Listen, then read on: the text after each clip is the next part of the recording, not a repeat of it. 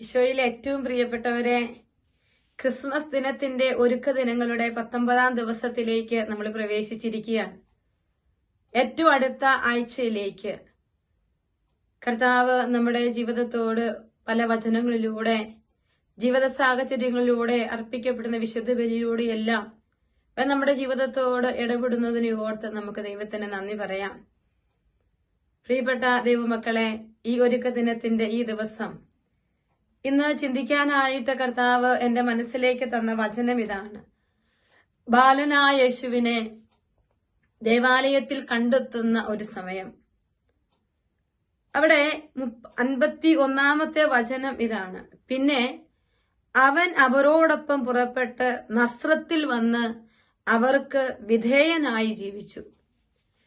യേശുവിനെ കുറിച്ച്, ബാലനായ യേശുവിനെ കുറിച്ച്, ഉണ്ണി യേശുവിനെ കുറിച്ച് വിശുദ്ധ ഗ്രന്ഥത്തിൽ എഴുതി വെച്ചിരിക്കുന്ന ഒരു വചനം ഇതാണ്.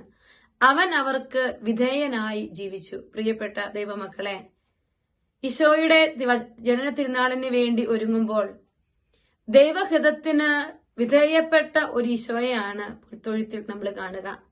സ്വർഗപിതാവിന്റെ ഇഷ്ടം ഇതാണെന്ന് തിരിച്ചറിഞ്ഞ് ആ ഇഷ്ടത്തോട് ഏറ്റവും തന്നെ സമർപ്പിച്ചുകൊണ്ട് എല്ലാവിധ സൗഭാഗ്യങ്ങളും വെടിഞ്ഞ് ഈ ഭൂമിയിലേക്ക് നമുക്കായി അവതരിച്ച ഈശോ, അവന്റെ വിധേയത്വം അതാ കുരിശുമരണത്തോളം എത്തി നിൽക്കുകയാണ്. അതാണ് നമ്മളിവിടെ കാണുക. മനുഷ്യരായ പരിശുദ്ധ അമ്മയുടെയും യോസേപ്പ് പിതാവിന്റെയും മുൻപിൽ ദൈവത്വത്തിന്റെ പൂർണ്ണതയും മനുഷ്യത്വത്തിന്റെ പൂർണ്ണതയുമായി ഈശോ വിധേയപ്പെട്ട് ജീവിക്കുകയാണ്. നമ്മുടെയൊക്കെ ജീവിതത്തിന്റെ സാഹചര്യങ്ങളിൽ അനേക തലങ്ങളിൽ വിധേയപ്പെടേണ്ടവരാണ് ഞാനും നിങ്ങളും ഒക്കെ.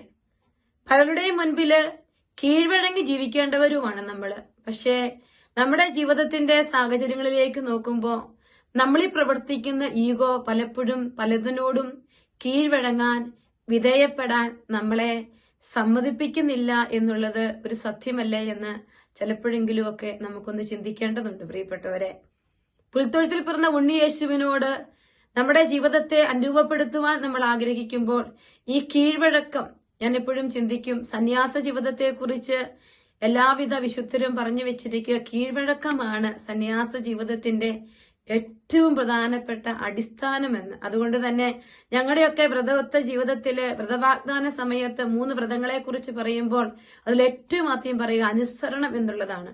കീഴ്വഴക്കം, ഇച്ഛാശക്തികളെ, നമ്മുടെ മനസ്സിന്റെ ഇഷ്ടങ്ങളെ, താല്പര്യങ്ങളെ അനുസരണത്തിന് വിധേയമാക്കുമ്പോഴാണ് അവിടെയൊക്കെ ഈശോ നമ്മുടെ ജീവിതത്തിൽ ജനിക്കപ്പെടുകയുള്ളൂ. പ്രിയപ്പെട്ടവരെ, ഒരുപക്ഷെ ഒരു കുടുംബ ജീവിതത്തിൽ ഭർത്താവിന്റെ ഇഷ്ടങ്ങളോട് അനുനയപ്പെടാൻ പാടുപെടുന്ന ഒരു ഭാര്യയാണ് നീയെങ്കിൽ, ഭാര്യയുടെ ഇഷ്ടങ്ങളോട് നിന്റെ ഇഷ്ടങ്ങളെ ചേർത്ത് വെക്കാൻ പറ്റാതെ ഭാരപ്പെടുന്ന ഒരു ഭർത്താവാണ് നീയെങ്കിൽ, ഇന്ന് ഇതാ വചനം നമ്മോട് പറയുകയാണ്, അവൻ അവർക്ക് വിധേയനായി ജീവിച്ചു.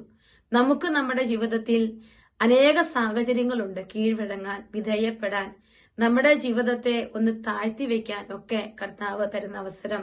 തന്നെത്താൻ താഴ്ത്താൻ ഉയർത്തപ്പെടുമെന്ന് വചനം പറഞ്ഞു വെക്കുകയാണ്.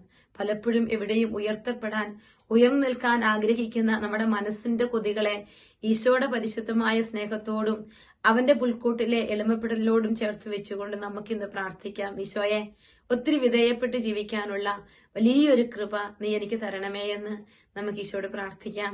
അതിനായി ഈശോ നമ്മളെ ഓരോരുത്തരെയും അനുഗ്രഹിക്കട്ടെ. ഈശോ മിശിഹായിക്ക് സ്തുതിയായിരിക്കട്ടെ.